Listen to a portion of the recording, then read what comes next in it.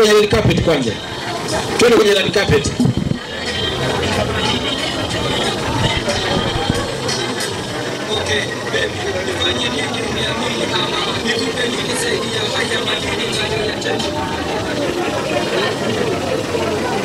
Mgeni rasmi wetu kishaingia. DJ naomba tupate kipande cha muziki anavyoenda kwenye red carpet. DJ tupate kipande cha muziki hapo.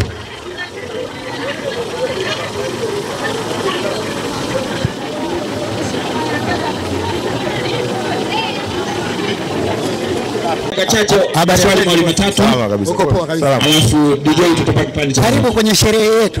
Ndio tuna sherehe ya wajasiriamali. Ndio tunapongeza Yeah. Sisi kama vijana, sisi kama kina mama, sisi kama wapambanaji, sisi kama Chama cha Mapinduzi.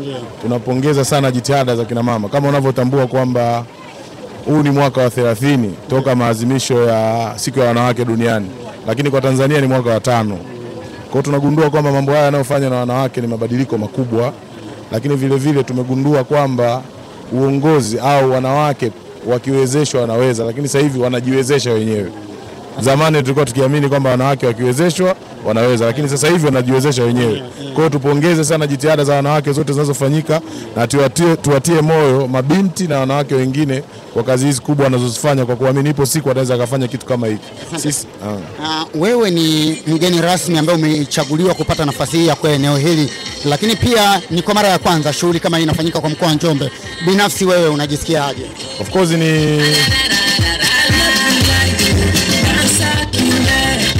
ni kitu kizuri kwa sababu lengo lake kubwa ni kuhamasisha.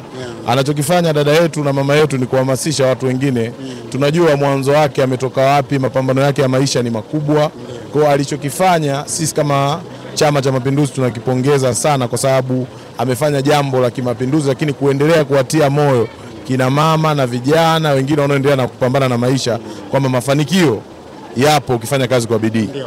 Imekuwa ni kwa mara ya kwanza kwa upande wa wanawake, tena hususan wa hali ya chini, kufanya jambo kama hili, na kwenye mkoa wa Njombe kuna wanawake wengi. Hii inaleta taswira gani, kwamba mkoa wetu unakuwa au kwamba sasa Njombe ndio imenyanyuka kwamba mambo kama haya yanaanza kuja? Lazima ujue mkoa huu ulikuwa unakaliwa na wazawa.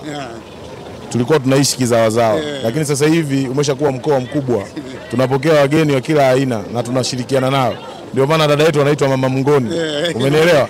Sisi kama watu wa Njombe tumeendelea kujifunza kwa kujua kwamba hakuna kitu kidogo. Naamini leo amefanya biashara, sio yeye, ameleta chachu ya mtaa, watu wamefanya biashara kubwa, watu wamepata faida kupitia hiki kitu kidogo ambacho Mungu yeye kambariki nacho. Ujumbe wako sasa kwa wanawake wote hasa kuelekea? Hakuna ujumbe kaka, tufanye kazi kwa bidii. Shukrani, nikutakia kazi njema. Asante.